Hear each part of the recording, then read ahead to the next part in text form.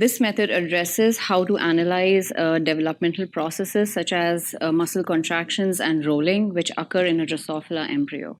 Some advantages of this technique are that it is non-invasive and it is in quite detail, yet it is relatively simple to perform. Our method can be developed further for high-content analysis-based screening to isolate and analyze new mutations that affect embryonic muscle contractions and other developmental processes.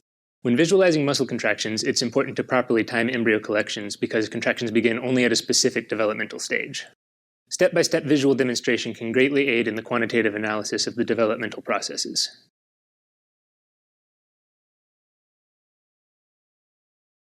For live imaging of mounted Drosophila embryos, place the embryos onto the stage of an epifluorescence microscope with a time-lapse function and a digital camera with suitable emission filters, and select a 10x water immersion objective lens. Then live video record the embryos using the appropriate microscope recording software for about 1 to 2 hours with an acquisition rate of 4 frames per second. At the end of the experiment, export the recorded video directly into Image J. Select Image and Crop to draw a box around each individual embryo to crop the video recordings to the size of each embryo. Click Image, Transform, and Rotate to rotate the cropped images to achieve a vertical position of the embryo midline relative to the screen.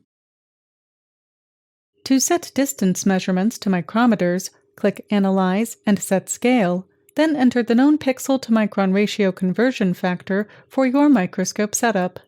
All subsequent measurements will then be reported in micrometers.